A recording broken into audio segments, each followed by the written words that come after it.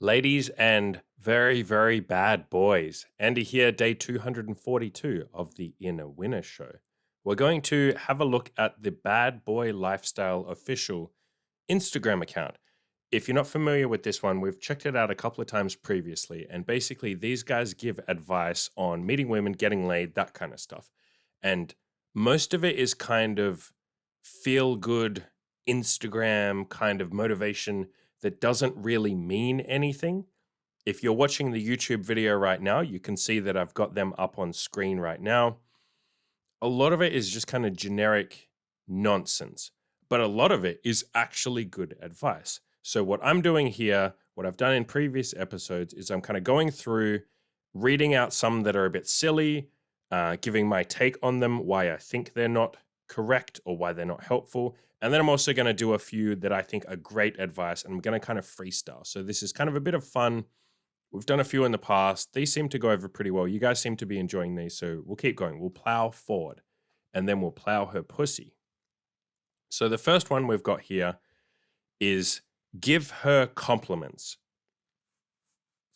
I like this one. This is one that I actually like. And I like quite a few of theirs, to be fair. We're not here to shit on these guys. Some of their advice is actually pretty decent. I really like the idea of compliments. I know that there is this thought, especially in the red pill, that you can't be giving a girl compliments because you're stroking her self-esteem and you're stroking her ego for nothing. You're not getting anything in return. You are getting something in return.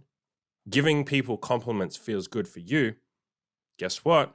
It also helps you get laid. And I'm not saying that you should sit there and just give compliments out like candy, expecting her pussy in return, but being a little more generous with your compliments, being a little more open and honest, being a little more forthright, so to speak, with your praise definitely attracts women to you. Women like guys that make them feel good. Everybody likes people that make them feel good, for sure.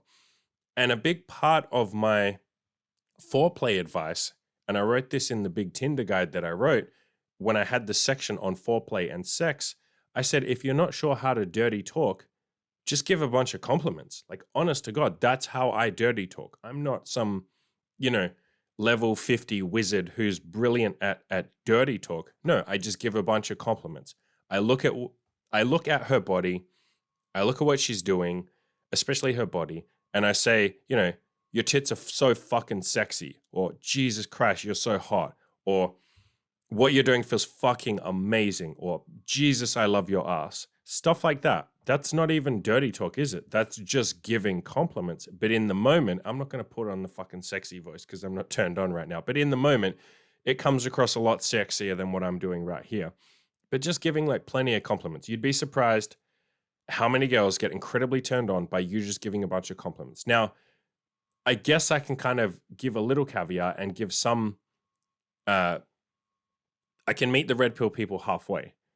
Yes, if you're just sitting there giving compliments over and over again as a simp, like a nice guy, thinking that you're going to get her pussy, no, for sure. Like, that would be a bit silly. Don't just give a million compliments. But the whole point of this self-improvement is getting yourself to a point where getting laid becomes a lot easier, right? And women are attracted to you. They think you're cool. They think you're attractive. When you get to that point, it's like I talked about on a previous episode with Imogen, where we talked about nice guy syndrome. I think it was the previous episode. When you get to a point where you're really happy with who you are, you've improved your looks, you really like yourself, you're getting laid, you just have more to give. You're in a more giving place. You can be more empathetic with women. That's why I wrote that article saying getting laid makes you a better man. The more you get laid, the more you have to give. And so you start dishing out your compliments more because you want to, because you're in a good mood, because women make you happy, because your life is going well. And when you're at that point, yeah, you just naturally give out a bunch of compliments anyway, and then people kind of gravitate towards you. So I do like this one. This is one of their better ones. We'll move on. The next one, now that we've had one we like, we're going to have one that I don't like. The next one says, woman is to be loved, not understood. Bear in mind, English is not their first language, so fine. I think they're from Brazil or something, I forget. But woman is to be loved, not understood. So I fucking hate this one. But I really like the description that they've written. So it's like I'm on the fence here. I hate the actual post itself, but in the description they wrote, Women value love and affection in the tough moments of life rather than conversation and solutions. There is some wisdom there. And I'm going to make myself a note here so I don't forget it. So bear with me here. But there's this brilliant video called It's Not About the Nail. Let me write that down. Okay, so that's going to be in the description below. Go and watch that video. Definitely watch that video. That video is fucking hilarious. I've shared that with so many people. And it basically shows you that guys want to fix every problem. That's kind of where we come from. And a lot of the time, a woman does want you to fix their problems, of course, or she does want a solution. But sometimes they just want a bit of empathy, or they just want a hug or something, or they want you to tell them everything is going to be okay. And that video like summarizes that concept brilliantly. It's so fucking hilarious. It's the funniest fucking video. I love that video. So there is some wisdom in what they're saying here, that sometimes a woman just wants it like a bit of love and affection rather than you solving her problems and giving solutions. That said, don't go too far in that direction. A lot of the time women do need a solution because they're just like us.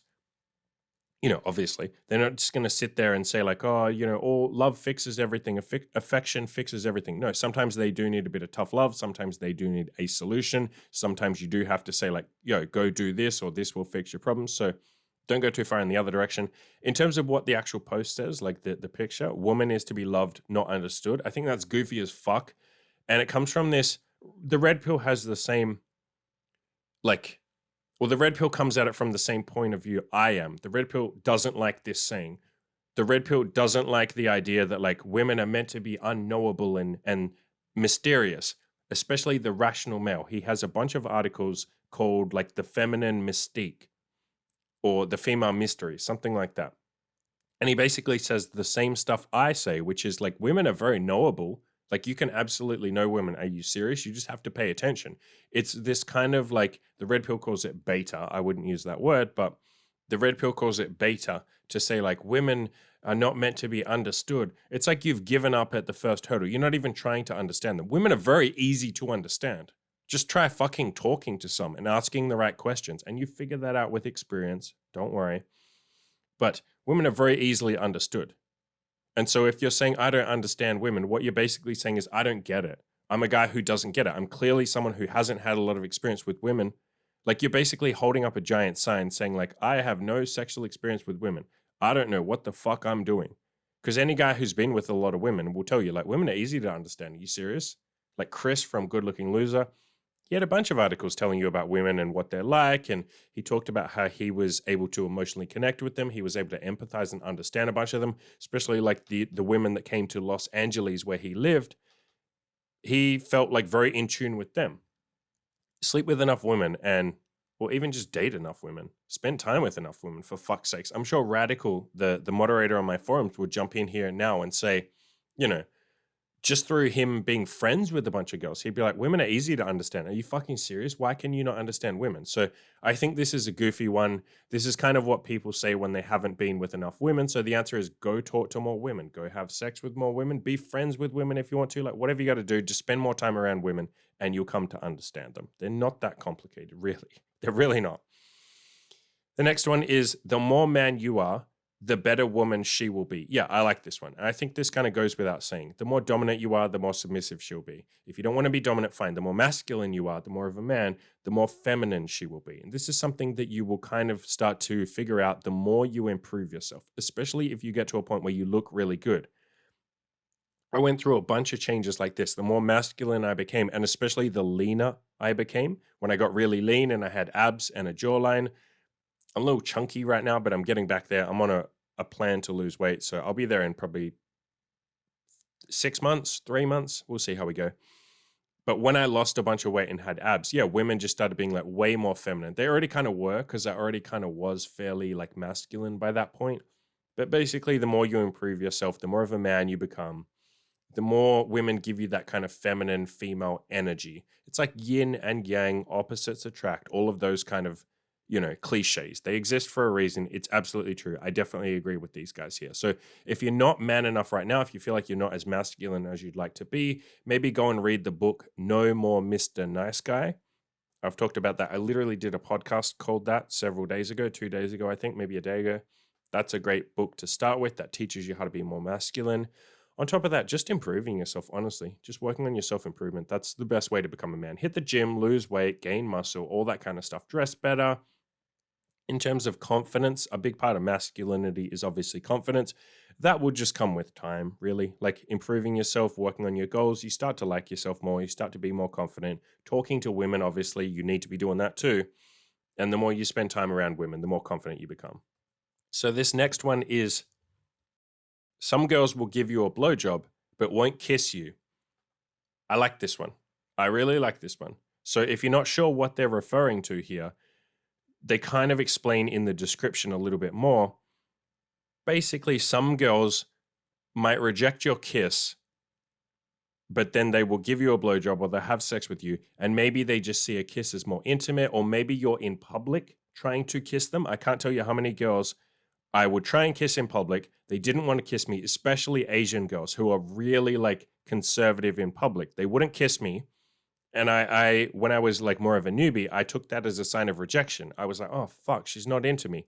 A couple of the girls, I literally said like, oh, do you not want to kiss me? Like, it sounded really needy at the time, but whatever. I wanted to fucking know. And I'm a big fan of like, I'm a big proponent of honesty. So I was like, do you not want to kiss me? And they were just like, I'm sorry, like I really want to kiss you, but in my country, like we can't. Like you're not supposed to kiss in public. Like you'd literally be called a giant slut or something. Your family would disown you. And so, it's like, fair enough. We go back to my place and she's happy to make out. Like that happened probably like at least 10 Asian girls that I can think of. At least. And so don't take a lack of a kiss or a rejection from a kiss or her turning her head or her saying like, maybe not, like not here. Don't take that as a rejection. Still take your shot. A lot of guys think you have to get a kiss before you can take her back to your place. Abso-fucking-lutely not. I talked about this in my Tinder guide. I said, just take your shot. Like, you don't even have to kiss her in public if you don't want to. I don't kiss girls. Like, I haven't for years. It's just not something I've done. I invite them back to my place. If you're not sure what to say, literally just say like, yo, do you want to come back to my place? Or let's go back to my place and we'll have a drink. Or let's go back to my place and play fucking video games or something. Whatever. Just say anything, right? Invite her back to your place. If she says yes, cool. Take her back to your place. You'll be surprised how many girls will make out with you, have sex with you at your place, but they wouldn't kiss you in public, or they didn't even want to hold hands in public. Because there's also the fear of like, what if other people see me, or what if my friends walk by, or what if I look like a big slut, or, stuff like that, right? But back at your place, it's far more intimate. It's easier for them to relax and chill. Yeah. So please don't think that kissing or holding hands or touching or kino, fuck, I hate that word, but please don't think like kino or escalation is necessary, right? Touching and kissing, sure, absolutely can. It can like warm, it's like a form of foreplay. It can like turn someone on. It can turn a girl on, sure, but it's not mandatory. A lot of girls just really don't feel fucking comfortable kissing you in public. And you'll be surprised, especially with shyer girls, how many of them appreciate when maybe you try and kiss them or you don't at all, but you try and kiss them once and she's not into it, or you just don't even try and kiss her. When you invite her back to your place, you have no idea how many girls will be like grateful for that. They're like, thank fuck you took me somewhere private because I'm into you. Like a lot of girls are really into you and they want to go back to your apartment, but she's never going to say like, can we go back to your apartment? Jesus Christ. No. Why would she ever say that? She'd look like a giant fucking, and I don't like using this word, but she would feel like a slut, right? No girl is going to say, can I go back to your apartment? Plus, it's like rude as hell to invite yourself to someone's apartment. So that's never going to happen. So she's sitting there waiting for you to do it. And when you do, a lot of girls are like, yes. And you'll be surprised because you'll be like, oh, I thought you weren't into me. You turned your head when I tried to kiss you. You'll go back, you'll ask her about it. And I encourage you guys to ask her about it. Like once you've had sex, once you take her back, afterwards, just be like, yo, how come you didn't kiss me in public? But then like, we came back here and we had sex, and she'll just literally say something like, I'm nervous in public. I don't want people to see it. I feel more comfortable back home. I feel like kissing and making out is intimate and I don't want the public to see that. Don't forget that a lot of people aren't comfortable with public displays of affection. They don't mind holding hands once to a boyfriend and girlfriend, but if you're dating casually or it's a girl you met from Tinder or whatever, like a lot of girls are not comfortable doing that shit in public, right? Like why would they be? So the next one is don't let fear stop you. And we kind of covered this on a previous Reacts video to the same channel, so I won't go too deep on this, but I do want to read what they wrote in the description. They said, you don't control how you feel, you only control your actions. If you want something, never let your emotions affect your actions. Yeah, I really like this one. This is one of their better ones. So it's kind of like that quote, feel the fear and do it anyway. Or that other quote, I think it was Lincoln or Winston Churchill, someone like, we have nothing to fear but fear itself. Basically, fear shouldn't be a hurdle or a complete blockage. Sometimes you will be absolutely terrified. I've lost count of the number of times I'm absolutely terrified, especially when I start a new endeavor, for fuck's sakes, all the time. I'm always fearful. But run towards your fear. That was one of the first podcasts I ever did. I think it was episode like 5 or something, or 3. It was called like Run Towards Fear. Anytime you feel a fear, that's kind of a sign that like, all right, that's something I got to work on. Like, don't let fear be a blockage. Don't let it to be a barrier to success. You can feel the fear and do it anyway. I'm fearful all the time. Like, please don't think that you have to get rid of your fear in order to achieve anything. So this next post is really fucking dumb. It's really dumb. The hotter she is, the more mentally fucked up she would be. What? This is just goofy as fuck. So guys, if you don't know, this is not correct. Like, this just isn't, like, my experience has not been that more attractive correlates with more fucked up. I think in terms of fucked up, it's a pretty even spread across attraction levels. I think the only thing that's a measure of fucked up is like IQ. If you're really low IQ, your life is probably going to be more you have more of a chance to be mentally fucked up. Bad childhood obviously makes you more fucked up, but being hotter, no, that doesn't really make you more fucked up. Like, any guys who've slept with enough attractive girls will tell you, like, this is just weird as shit. This one doesn't make any sense. It's kind of one of those dumb cliches that people say, and you got to remember they're kind of confirmation biasing. So whoever wrote this, every time he meets a hot chick, he's going to he's going to have a self-fulfilling prophecy, right? Because he's going to think, oh, she's going to be fucked up. And then at the slightest sign that she is, he'll be like, see, I knew it. See, like, maybe she says one thing he doesn't like and she's like, look, she's fucked up. Then he will go to a less attractive girl and maybe she does the same behavior, but he's just like, he's not looking for it. That's what we mean when we talk about confirmation bias. You're basically looking for it. And at the slightest hint of it, you say, yep, see, I knew it. See, and then you ignore all the hot women who are nice. You literally ignore them because they don't fit your worldview. They don't fit your narrative. They don't reinforce your narrative. You push them to the side. You ignore them. And you just say, man, every girl I meet that's hot, she's fucked up. And then you ignore all the ones who were hot that weren't. So this is a goofy one. If you guys are more objective, you go and meet a bunch of hot women. You'll meet a bunch of like unattractive women. And you say, yeah, the fucked upness is kind of like it's an even spread. And I would say if you're attracting a lot of fucked up women into your life, that says more about you than them. Please don't take that as a criticism. I was the king of attracting crazy girls until one of my friends said, yo, dude, you realize that you are attracting all these crazy girls. And I was like, no, I'm not. I just have bad luck. And he was like, no, you're the common denominator. You've had like 10 crazy women in your life. That says more about you than them.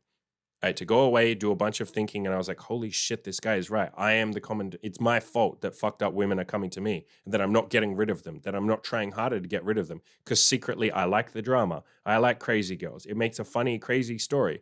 And so I had to kind of go through that whole process of asking myself, do I want crazy women in my life, or do I want like normal, healthy women? And I said to myself, I don't want any more crazy women. I'm done.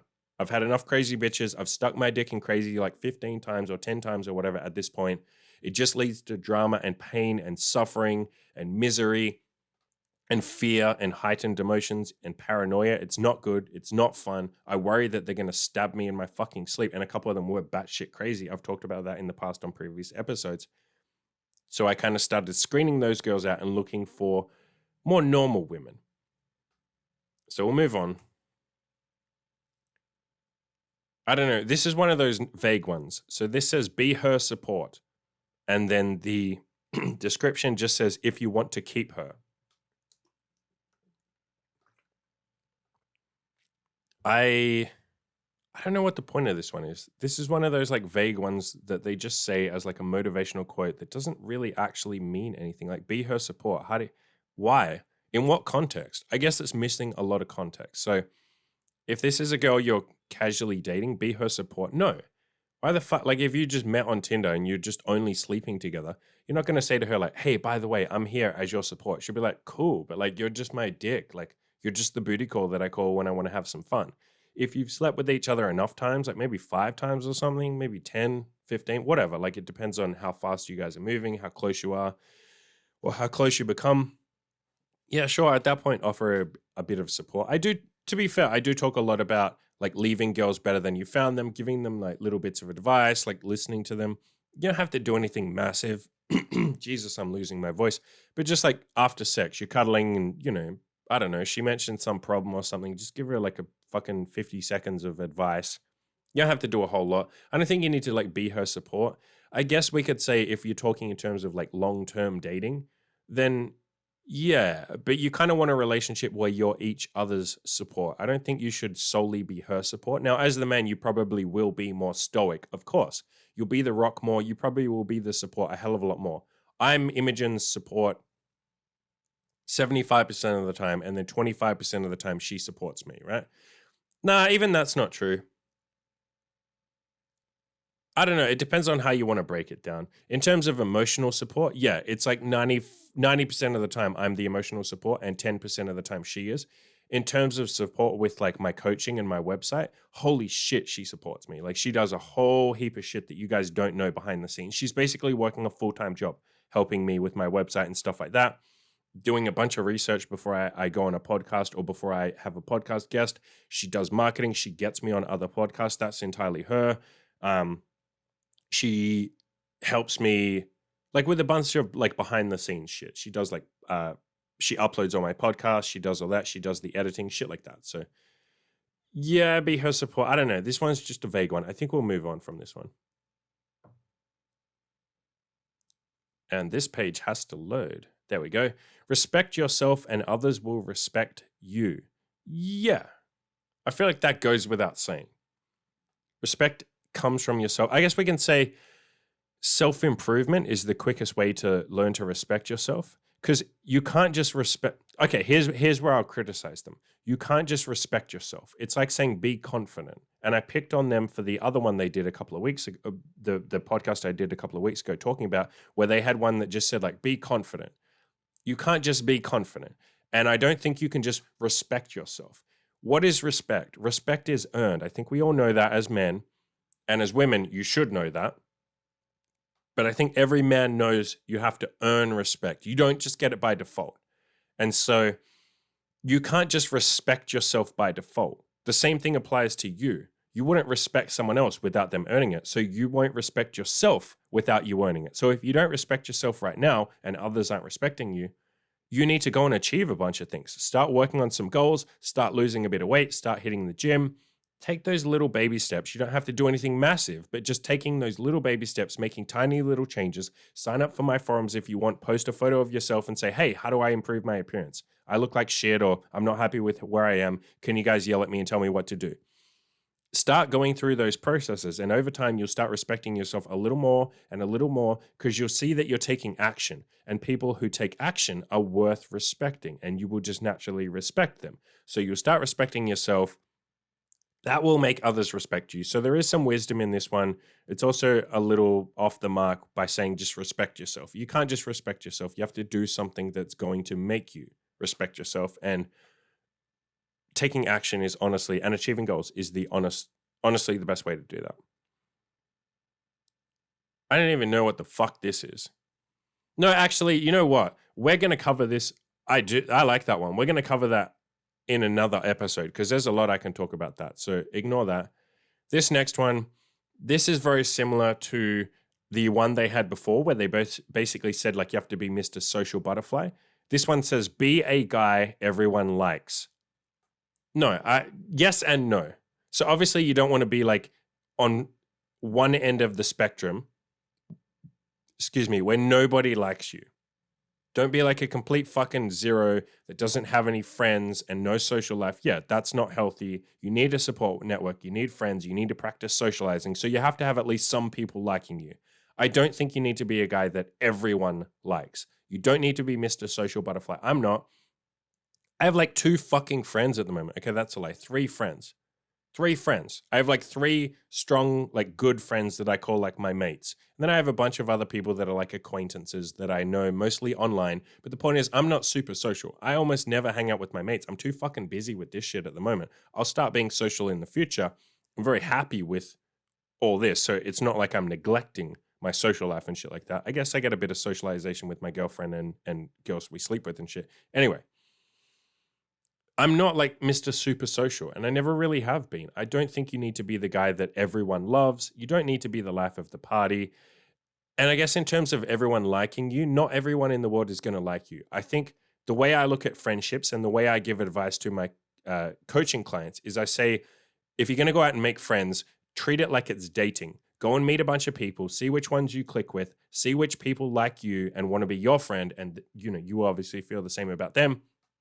Be friends with those people. You're not going to make everybody like you. You can't.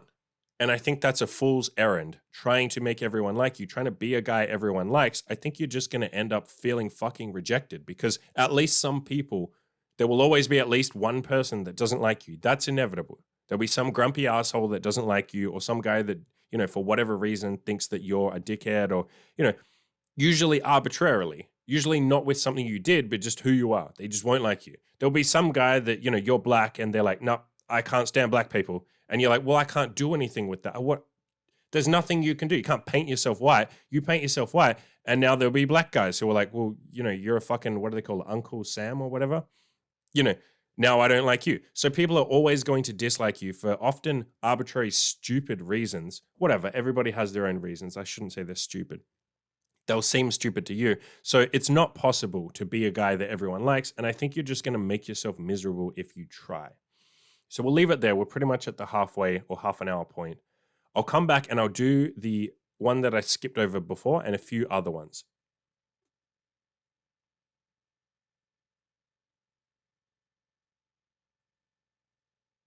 How long can I stare at the camera before you guys click off the video? This is going to be incredibly uncomfortable. For you.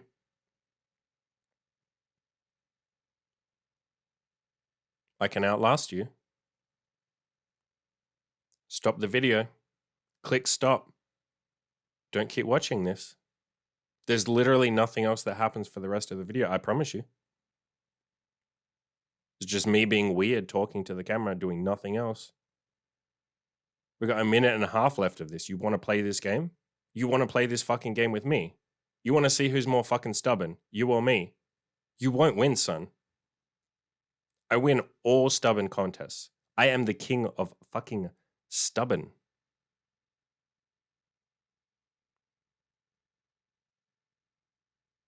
Seriously, there's nothing else that happens for the rest of the video. You're just wasting your own time. You have a million things that you should be doing right now.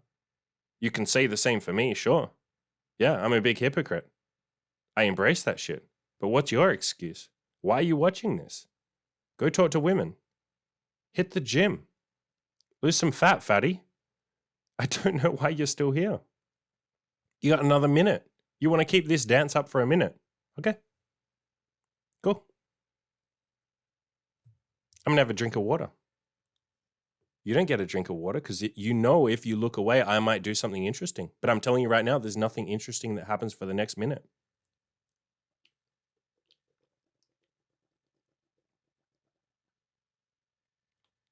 Nothing.